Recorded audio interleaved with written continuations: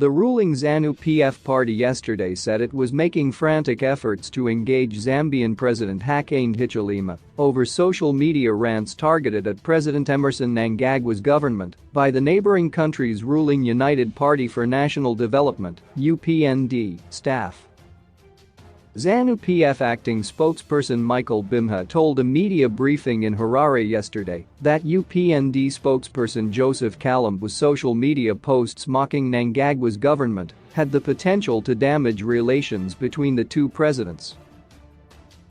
Bimha said despite the squabbles and issues with Kalimbwe, Zimbabwe would use proper communication channels to engage the Zambian president and resolve the issue.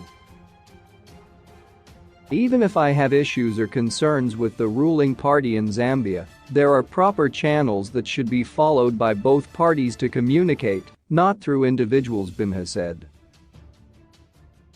I cannot just come out and make public comments about the ruling party in Zambia or vice versa. There are channels that should be followed. Kalimbwe's social media posts that have rattled Zanu PF include comments that he made about Mnangagwa's COP26 trip last week, where he said the Zimbabwean leader came back empty-handed.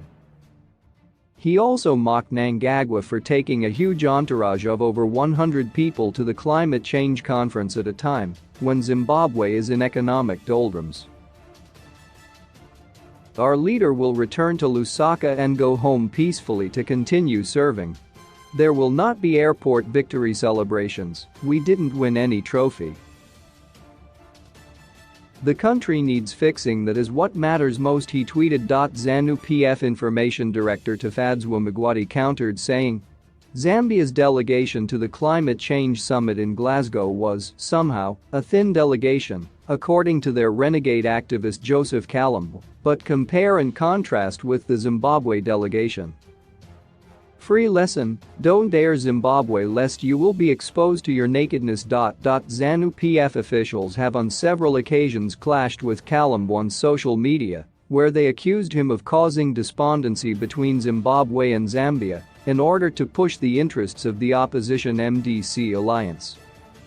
By the way, I thought you were UPND spokesperson until I realized you are just a useless dark dog with bitterness of being rejected by Hichilema. Anyway, this is my last response to you. I have no time for puppets who support the interests of other political parties outside Zambia. Hello Zambia. Is everything okay? Magwati tweeted. There is no love lost between the government, Zanu PF and the Zambian ruling party. Mnangagwa's spokesperson George Charamba on August 24 labeled Hichilema a sellout over his association with opposition MDC alliance leader Nelson Chamisa, following a similar attack in May. Mnangagwa has remained silent during the attacks, one of which was made while he was in Zambia for Hichilema's inauguration.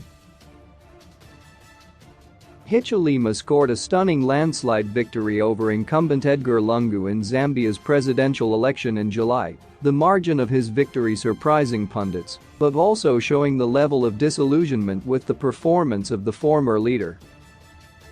The UPND is seen as close to Zimbabwe's opposition, MDC alliance, after inviting its leaders, Chamisa and Tendai Biti and other opposition figures in the region to his inauguration. At the inauguration ceremony in Lusaka, Mnangagwa had the indignity of having to share the platform with the opposition that his country's courts have ruled illegitimate. MDC Alliance Deputy Spokesperson Gift Stalos Siziba told Newsday that Kalimbwe must be accorded his right to free speech. Whatever he is saying about Zanu PF is not a lie. If they think Kalimbwe is not telling the truth, Zanu PF should just share the evidence in public. Who doesn't know about Mnangagwa's regime and its ills? Kalimbwe is not just a Zambian citizen, but an African who advocates for democracy and freedom of speech. The democratic politics of Zambia is not sufficient enough. Without the democratic politics in Zimbabwe, Kalimbwe cannot support the fascism in the Zanu PF government, and so they should let him speak. It is a wake-up call to Zanu PF because the world is changing. What I can say is that it's a continental revolution, and things are changing. It's a wave of democracy, Zimbabwe said.